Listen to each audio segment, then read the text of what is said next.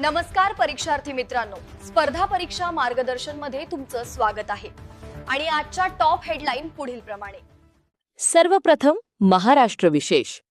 भारतीय grandmaster R Vaishali हिने सायप्रसच्या Nicosia येथे पार पडलेली फिडे महिला उमेदवारांची स्पर्धा 2026 जिंकून ऐतिहासिक कामगिरी केली आहे। ही स्पर्धा जिंकणारी ती पहिली भारतीय महिला ठरली असून आता ती जागतिक विजेतेपदासाठी चीनच्या जू वेंजुनला आव्हान देणार आहे।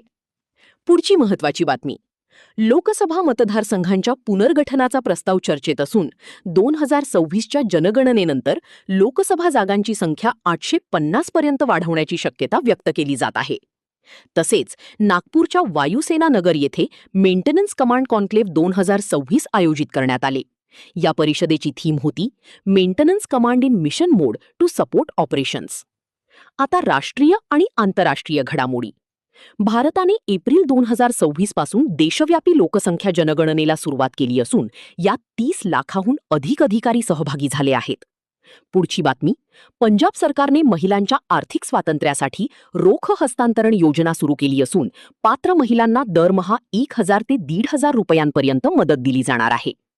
आंतरराष्ट्रीय स्तरावर मोठी बातमी, दुसऱ्या महायुद्धानंतर पहिल्यांदाच जपानने आपल्या सुरक्षेसाठी 1000 किलोमीटर पल्ल्याची प्रोटोटाईप 12 क्षेपणास्त्रे तैनात केली आहेत।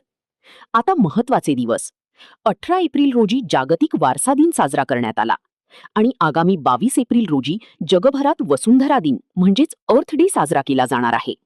अशाच स्पर्धा परीक्षा उपयुक्त अपडेटसाठी चॅनलला सबस्क्राईब करा आणि आपले स्पर्धा परीक्षा टेलिग्राम चॅनल जॉईन करायला विसरू नका। धन्यवाद।